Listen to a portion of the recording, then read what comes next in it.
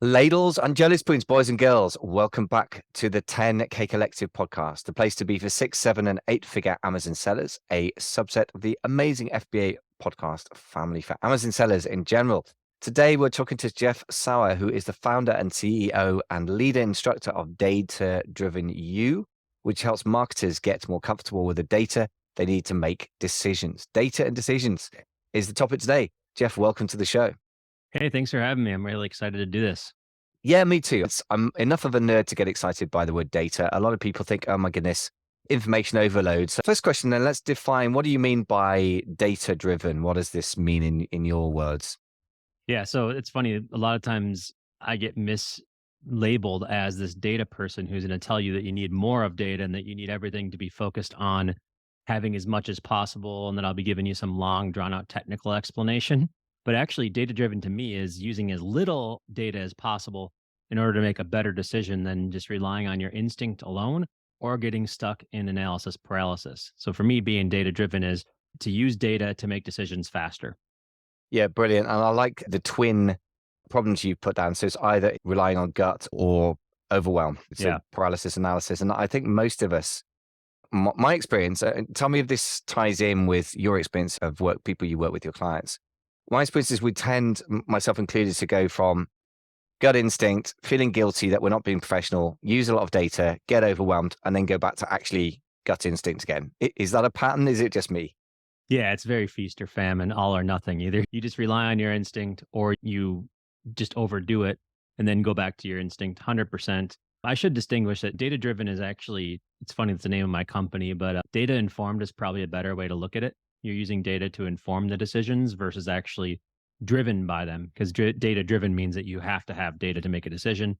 Informed means that it's just your ally, it's your voice on your shoulder saying, is this a good idea? It's a way to quantify whether this is something you should do. And also the other thing is a lot of the decisions that I recommend that you make is really more like the 80-20, right? So 20% of the effort gives you 80% of the results when it comes to leveraging and using data. That makes a lot of sense. And I remember having this conversation with a very data driven, shall we say, or informed guy who got a physics degree, literally a rocket scientist who was my business partner at one point. Fantastic guy. But I remember him saying, Mike, can you just promise you that we'll be led by the numbers? And I said, yeah, I'm happy to be informed by the numbers, but I think we have to be led by things that includes intuition, right? It's not Yeah. robots. So yeah, I love that differentiation. Brilliant. So we defined what it is and what it isn't. You've already hinted a bit about this, but why does it matter? You said gut and intuition isn't enough. Why is that in your experience?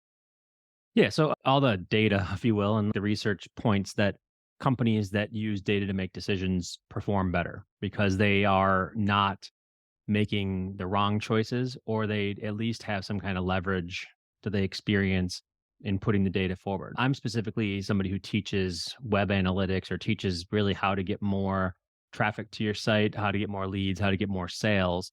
And usually the best way to get more of those things, the lowest hanging fruit, to be honest with you, is to take the thing that worked already and double down on that and put more effort towards it, more money towards it versus going out there and trying to get 6 channels. One of the things that people fall into the trap of is that there's a lot of gurus out there. There's a lot of people talking about what you can do. And for that person, it worked. So one guru might say email marketing is the only way to go. One guru might say that this is the only way to go. You got to do Google search. You got to do Facebook ads. You got to do TikTok ads. And if you lay it all out there, that's like a life's work to do all those things well. But the ones who thrive, generally speaking, they do one channel or one thing, optimize that, make it working, make it spit out profits, and then maybe expand to the new one with a new team member, with a new person on board. And very rarely does somebody achieve success by being diversified at the very early stages. It's not until later that's a possibility or an opportunity out there. So a lot of times it's really just using the data to say, this is the one thing that's working. Let's optimize and use all our efforts on this one to get a compounding and exponential result, as opposed to spreading ourselves too thin, doing 8 different things. Think about it like a plant growth, right? Do you let the plant grow in the part that's working, or do you have a bunch of different offshoots that are sucking all the resources away? I like that a lot. It reminds me of a recent guest, Ken Burke, who built a business. He had a 10-figure exit recently, so a few years ago. And he said, master and move on, which ties in exactly what you were saying. You get one channel, you make it really profitable. You double down on what works is literally the words I said this morning to a client. So he's got an existing business that's doing, some parts of it are doing well, some are bad. I said, look, we just need to do an 80-20 analysis of what's Yeah. working and kill off a lot of products here. And then the ones that are doing well, they're probably going out of stock by the very nature of it.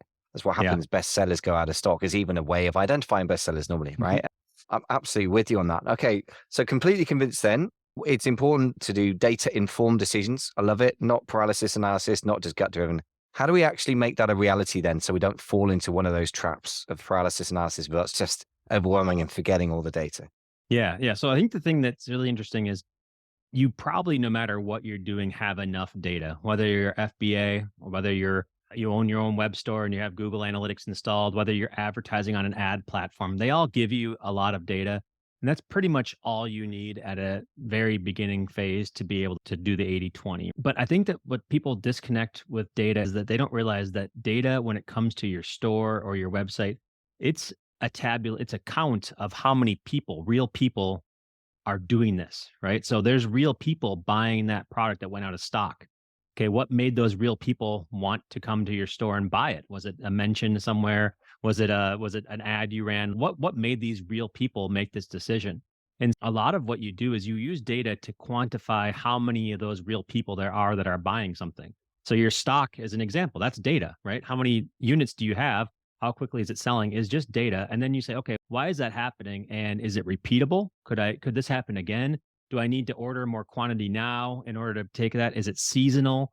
Like those are the stories behind it, right? So data helps you identify the problem or the opportunity. It helps you quantify whether it's just one person talking about it or if it's everybody talking about it, right? If it's actually going to get to the point where you need it to be. But then it also helps you filter out to say, okay, is this a plausible story to move forward with? And I think that's the biggest connection here. That's the biggest connection between data, which is nebulous and hard to think about. It's really makes our brains hurt. But then somebody buying from you, we can all relate to that. Yeah. Okay. So in other words, you're using data, you're understanding that data is a proxy for human behavior, is the way I put it, right? So Exactly. yeah, 100%. it's not in itself valuable. The customers are the ones that give you money, but yeah, and people sometimes manage their companies such that they manage the numbers, right? And that starts Hmm. to lead to weird behavior, depending which numbers you're targeting. But that was like the most weird version of that was in the late 90s, right? When people said, oh, we got X number of users, which implied that one day that would generate revenue, which some of them didn't even have, which Yep. implied one day that might generate profit. It didn't, it all came crashing down. So yeah, that's the most extreme example I can see where treating the numbers as good in themselves can be really bad. Okay, Yep. great. So now I've now got a framework called S.M.A.L.L. I say little framework. It's a really powerful framework. It's called S.M.A.L.L. I like that. Presumably because it's geared to the small business owner that's going to become a medium and then large business. So talk us through this framework because that looks like a great way to handle this situation here. Yeah. So it's funny. So many people talk about big data, and if you have ever talked, if you're depending on the size of your company, you've probably been pitched on big data solutions. It's the future. It's everything, right? That was a buzzword like 5, 10 years ago for a solid decade. But that's most people, either you're on board or you're not, but big data is not really the problem. I actually wanted to tell people that you can do fewer things better and you'll have better results. So why not name it small instead of big data? So it's an antonym to the big data movement. And it's basically saying only collect as much data as you want or need. And then also to put yourself into the area that you are. So if you're a small business, and I experienced this firsthand. I've experienced every single level of the small data framework. So actually, let me just define the areas first. There's solo, which is one person with one goal, just trying to stay in business, trying to make some money. Micro, which is a small business with two or more people. And you have a few objectives. You want to get some awareness to your business and you want to get sales, of course. Agile, which is focused on agile means basically you can start to optimize. You can start to move things around and optimize. You're not just hand to mouth. You're not just trying to survive. You're actually optimizing and being agile with it. Leverage means you start to bring in consultants and specialists who have very special pinpoint knowledge, which you can use to leverage even more. And then leading edge is when you're doing experimental stuff, big data, AI, machine learning, all those buzzwords that we have these days that are out there. That's when you get to the leading edge. And so what this helps people do is to define where they're at now, and then it tells you what level of data you need. So what happened was when I went on back on my own, so I used to work for an agency, and in my agency, we had this idea of We were doing leading edge and leverage stuff. We were an agency, meaning we were a service provider, a specialist for other companies. So we were somebody else's leverage. Not only that, but we were also doing some experimental data mining, data modeling stuff at the leading edge. Then I went on my own. It was just me. And I was trying to recreate the same things that I was doing for these big companies. And I ran into some problems pretty fast. One, I didn't have any data.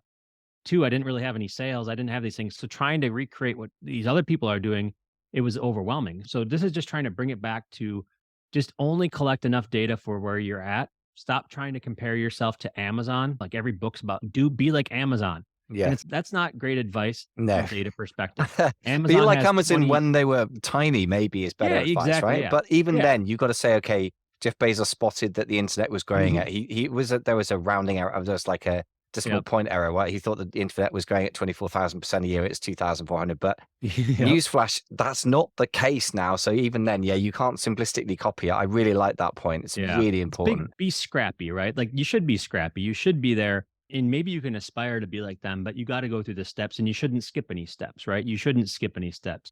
I think this is particularly applicable to a FBA type business because knowing that they're usually small, they're usually scrappy, they usually are a few, it's either the drop shippers, small, right? Just them or them and their partner, all the way up to somebody who's a little bit more, has a team in place. That might be the agile area.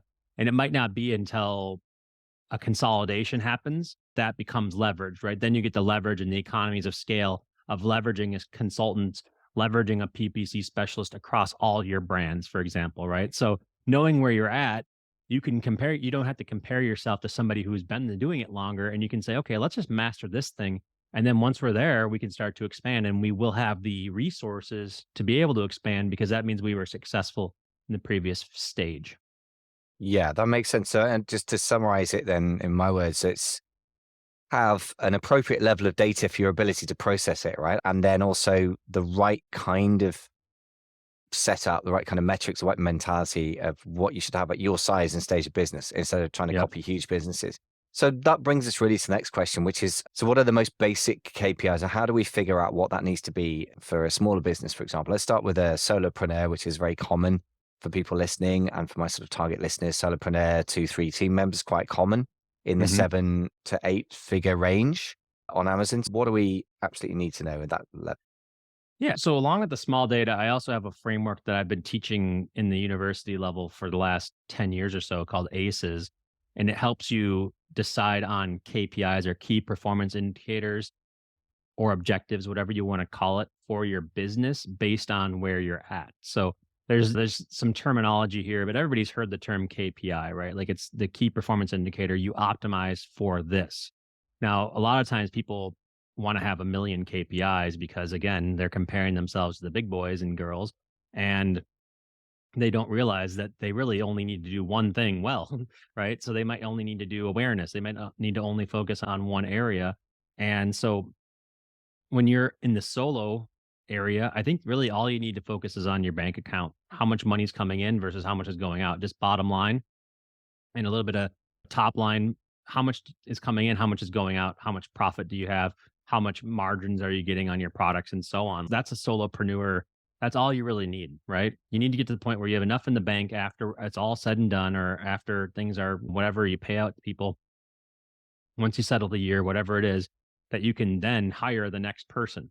The M part, the micro part, the next part is you want to have a focus on awareness, which is marketing, getting a market for yourself, whether in FBA terms, that would be optimizing your listing, doing Amazon SEO. It could be running paid ads to get up there, to get in the category area, that type of stuff. So just letting people know that you exist so you can stand out from a crowd. Those are optimization steps. And whether if you're on a channel that's owned by a platform like FBA, you're going to optimize for the platform.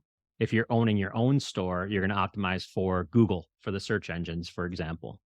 So the And micro, just to be clear, is a business with 2 or 3 members, and you've said that you've got revenue wise, what would you be looking at that point roughly? yeah, it can be in a few different areas, but I'd say in the around 500,000 to multi-million, less than 10 million, generally speaking. And actually, in FBA, I think those numbers might be a little bit higher because the margins are lower, right? So you need to Can be, have more yeah, revenue in order to afford a team. If you're going direct yeah. to consumer and have high margins, you can go at 200K.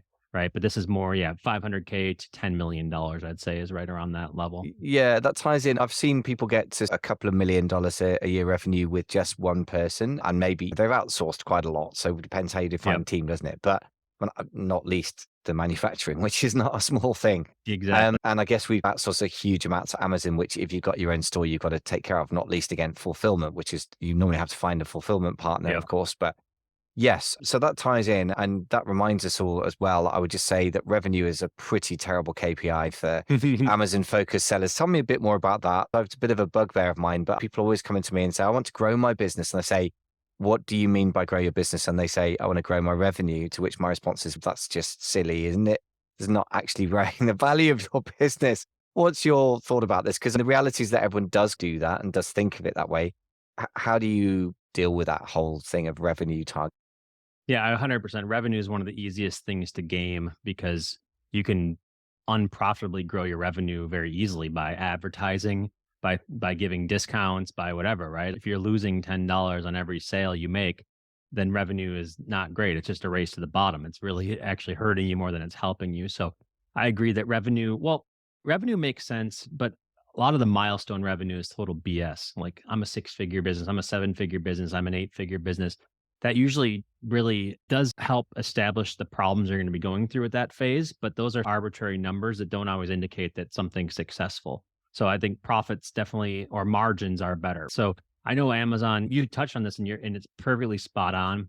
Basically, by doing FBA, you are outsourcing a lot of the functions that you would build if you went direct to consumer, right? You're outsourcing marketing to a certain extent. You're outsourcing fulfillment if you're using their fulfillment capabilities. You're outsourcing manufacturing to a manufacturing partner, and really the role is more coordinating and making sure all these things work, as opposed to if you were to go direct to consumer, you'd need to hire those functions or have contractors to do that, right? So there is a lot of outsourcing that happens there, which brings your margin down ultimately. If I sell an information product, the margin might be 75%, might be 90%, right? So meaning that I'm only spending 10% to 25% of the cost of sale of a thing in fulfilling it.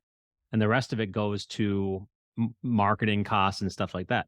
With Amazon, I'm not sure exactly what the margins are for a given business, but I would assume that you're maybe making 20% on a sale, if that's a good number to be at, right? So when you only have 20% left over at the end of the day, then $1 million business with 20% margin is actually the same as a $200,000 business, or let's call it a $300,000 business with 75% margins. They Yeah. end up being the same thing. And so you're right. Not all businesses are created equal.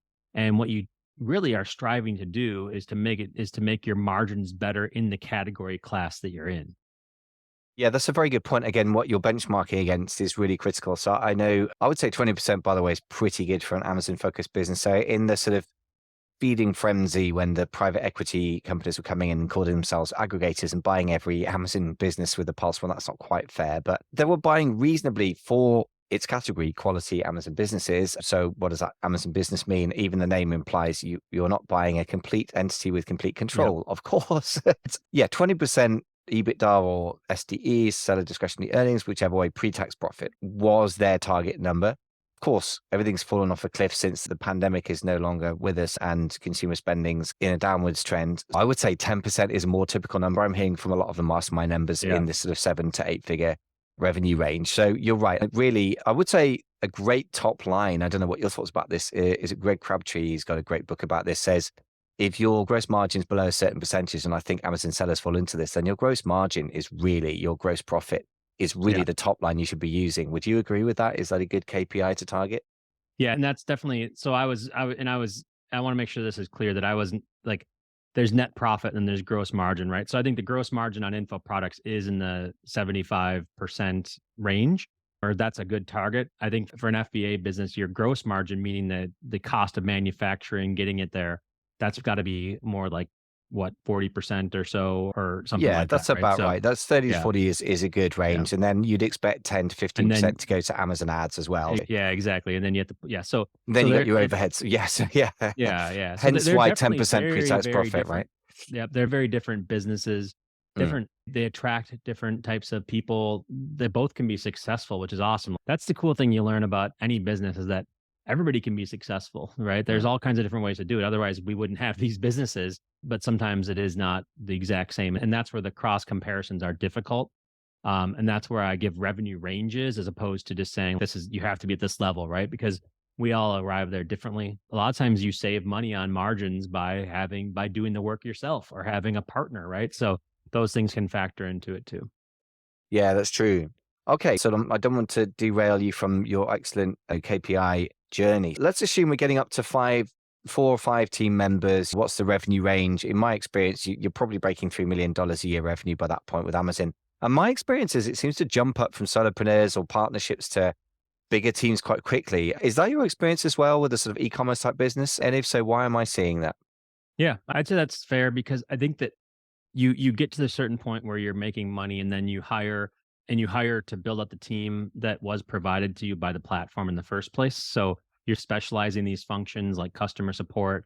You do it yourself. Okay, that's not efficient. You hire a bunch of agents and those are relatively more inexpensive roles. So you can hire maybe more of them. Maybe you offer 24/7 support, that type of stuff. As far as if you're marketing yourself, you might you're serving the role of director of marketing, but then you need writers. So a lot of times you'll hire out these positions that are either not from the United States or from a emerging market and Sure. they're less expensive, or you're doing it for some kind of redundancy, or you're building out the infrastructure. So yeah, that's definitely the temptation as you get past a certain point with just you and your partners or you and your small group, and then you just throw bodies at a problem or try to still start to build that stuff out. I can see that being a way that people go. And then also just taking advantage of the situation where would you rather have if you can streamline your delivery, then you can have more people on board and pay them less. Yeah, that all makes sense. And that is what's happening. So that's the reality out there as well. So for that sort of type business then, so you're growing beyond, say, 2 or 3 members, 4 or 5 members upwards. What are the sort of KPIs that you would suggest? If they're selling in the Amazon space, particularly, what sort of KPIs are going to be important for those? Yeah, so to me, the transition from the 2 or 3 to 4 or 5 or to 10 people on the team is ownership of customer relationship or at least proxy for customer relationship. So that's where you say, I'm not just going to market on Amazon. I'm going to try to go back directly to the consumer as much as I can with marketing. It could be dropping something in the box to get them to be on your mailing list. It could be doing promos and email is great. Maybe not so much for Amazon FBA, but email is great for traditional e-commerce. It could be starting your own store so that so you can have higher margins when you go direct to consumer. So getting them to go to your store to buy. And then KPIs are ultimately, I think that the awareness levels are really around getting to the point where you're owning and capturing permission to market to this person over and over again in your own way, because that will create a higher margin if you go directly to the consumer. And then also, I say like education and nurture. So the middle game is taking people who are not necessarily ready to buy yet and getting them staying in front of them, building a relationship where when they're ready, they're going to buy from you. Again, email's a great way to do it. Remarketing is another way that people will do this. Well, they'll just keep on remarketing to people, staying present. Even stuff like just organic search, having people search and find you, being found, right? Those are all ways to do it. Now, those are usually the middle game, as I call it, is ends up being fairly expensive Yeah. and a try of patience. So I definitely recommend low hanging fruit as much as you can. But then oftentimes you notice there's like this big gap between the small business and the one who's everywhere, right? And that Yeah. is where you start to add in channels, you start to add in complexity, you start to add in team members to go after that market size. Because that bigger market size, it's a huge investment, but it's what makes you a larger business and it makes you in the certain caliber or class where you could be acquired, where you Yeah. have economies of scale by bringing down your manufacturing costs because you have so much and you have a defensible business position against the major networks because major networks are usually what's responsible for putting a small business out of business because they basically get this to set the rules. So Amazon changes the structure of something, they change their algorithm for organic, they change their algorithm for PPC, they cut down something, they increase their fees. That's what knocks somebody out, right? The redundancy, the reason why you build out the complexity is so you have less reliance on a third party who doesn't care about you or cares about you enough as long as they're making money, right? To owning that relationship and owning your own fate. Yeah, it makes sense. The biggest networks are the biggest threat to small business. That's quite a sobering thought, that, and it's a very good reminder. Yes, and I guess that more we own the customer relationship, if that's the right way of putting it. As you said, it's a proxy for ownership. I'm glad you put that caveat in there because you don't really own anything, but you Yeah. have more of a direct relationship. Then that decreases the risk of platform risks, like the classic thing being the Google Panda slap or Amazon Yep. de-ranking you, or even suspending your listing, or even outlawing an entire category that you may have built your entire business around. I've seen that before, Yeah. which is ugly. So this, looking at an infographic here, so those who are watching the video will be able to see this. We'll try and pop that into the blog post for this episode. But talk us through what we're seeing here for the listeners. I'm imagining we've got 4 levels of objectives. Your ACEs framework really helpful: awareness, capturing intent, educate and nurture, and then S for sales and leads. I know my guys that are doing 7 or even 8 figures are pretty sales focused. It sounds like we have to start there because the other stuff gets increasingly expensive. Is that a fair summary? Yeah, I'll never tell anybody not to get sales as they Yeah. can. But also I think that the long term creating the customer is a long term investment. And that's where we start to expand this. So this is a completed version of our ACEs framework, which the ACEs framework, we will link out to it in the lesson notes or in the show notes. And Mhm. it's just sort of walking through how this might work. So we have 4 levels: awareness all the way down to sales. Then each one of these things has a KPI and a target. So a KPI is your key performance indicator. An example I have on here is, let's just call it organic search traffic. We want to optimize for organic search traffic. And our target is to, in this case on the screen, hit 80,000 people a month. And then in the template for ACEs, which we'll link out to, we actually have a tab that shows how am I going to actually get that done? How am I going to get to 80,000 organic search visitors? Who's going to be involved? What team members? What targets? What tactics are we going to do to deploy this? What tools do we need? What's the payback on it? So we even get as far as what's the potential profit if we can get this thing done, right? So it's really like a one-page marketing strategy for a business. Generally, my rule of thumb is one KPI per team member who can be responsible for it. So per marketer. So if you have a one-person marketing team, you still probably only really need one KPI. If you have a 10-person team, then you might have it filled out to the level that will be shown on this graphic. I think, by the way, that's a really great reality check, that one KPI per marketing person, which means if you've got a team of 3, you cannot be drowning in KPIs, right? That's a very interesting rule of thumb. That Yeah. feels instinctively very limiting. Is that, Yeah. does that give you enough KPIs to make build up a meaningful data picture that way? Yeah, it's funny. I said 1 to 3 for years, and now I've just started to say 1 because the thought of 3, one marketer doing 3 things. Imagine like you're the director of marketing even, and your KPIs are organic search traffic, customer increasing order value, and doing an email nurture sequence and making that work, right? You had those 3 things. Okay, well, in month 1, or like just getting the organic search to that level is a full-time job, plus requires writers, plus requires all these other people to get there, an SEO specialist, all that stuff, right? Yeah, then you need an email specialist to get the email part done, and you need to write the emails. So that's okay. When am I going to do that? Then you want to do stuff around order value, conversion rate optimization. That takes time too. So Yeah, maybe it's instead of one KPI at a time, it's one project at a time or one one objective that project. you're trying to optimize for at a Yeah. time, and then you can do 3 of them in a year, for example. That makes sense. And you just really articulated very well why I feel stressed all the time, because I am always overly, all entrepreneurs I've ever met, a bit over ambitious, assume that I can will produce 3 people's worth of work. And sometimes on my best I can, but to keep that up, yeah, I also have the ambitions to do things like really driving organic search and Yep. increasing organic traffic all the time, and then doing email marketing. And of course, as you rightly point out, each one of those is a full-time job. And Yep. so I guess we need to give ourselves a break. And yeah, as you said, the solution to that, if you haven't got a big team, is to, even a team of like 5 is really pretty small when you look at the number of tasks we got, that we have to just do it project by project. So would you say that it's valid to if you have one person who's, for example, driving, let's work our way up the funnel from the end of the funnel when we get paid. I'm always a fan of that. Let's say sales and leads. So you're trying to drive average customer order value, and you're also trying to get them to buy more than one purchase, right? So get to buy more stuff in one go. So those are really great concrete outcomes.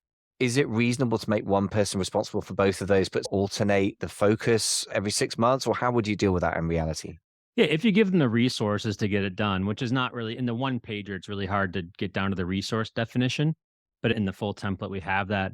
I have a director of marketing, and he's responsible for quite a few KPIs, but a lot of this stuff, I give him resources to get it done. But then we also look at it in terms of sprints. Like we have a sprint where we need to optimize a funnel. That's something that can get done at a certain point in time and or just to create the funnel, right? Then there's the optimizing of it. There's promotions, there's Black Friday, there's organic search. Basically, if you have somebody overseeing it, they can oversee multiple KPIs, but you need to give them the resource to have the team to get it done. You can't expect them to do the work too. So I think that's definitely how an organization is structured. Is the director of marketing, are they doing the work or are they directing?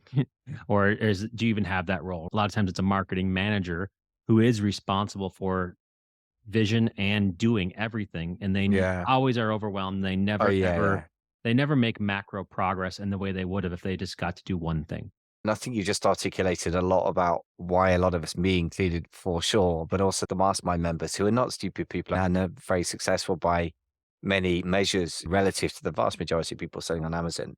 And some of them sold businesses for 7 figures. So they're on a great track, but pretty much everyone's overwhelmed most of the time. And I think you've articulated that there's such a difference between overseeing and getting other team members to do the work, which really brings me back to your rule, Jeff, which is like one KPI per person, really, isn't it? You're right. You can't argue with that. Look, this is, we could talk about this all day. I'm aware we've got some other exciting things to talk about. We're going to talk about agencies next. And that's, I know so many people who've transitioned from being quite big sellers to running agencies that we're actually going to actually help them. So, but this is very thought provoking stuff. It sounds very real to me based on reality that I've seen and experienced. So tell us a bit about your services over at Data Driven You. What do you do for people? Yeah, so I was an agency owner for a long time, like over a decade. We were acquired last year, so that was really cool. And but even during the time that I was owning the agency, I transitioned to being a full-time educator. And that's where my heart is, to teach people how to be more comfortable with all this stuff and realign your thinking. Overwhelmed, and that you are leveraged, that you are leveraging this as a strength as opposed to being a perceived weakness. I don't think this has to be a weakness for anybody. And so we do that over at datadrivenyou.com. I took what I did in the classroom and at the university level teaching, and now we do it online. So we have some pre-recorded courses. We have some just do it yourself documents, SOPs and stuff you can use to do your own marketing. But then we also have our flagship live training programs where you can learn and interact with other people in the same boat as you on how to be more comfortable with the data. Specifically, we teach around the Google suite of tools for analytics and advertising and some Facebook ad stuff as well. So that's really what we do, is we get people to be really strong in the platforms that fuel data-driven marketing. Yeah, and I think pretty much everyone on Amazon is at least bi-curious, as it were, about getting their direct to consumer site to work. And I think understanding Google, Facebook ads.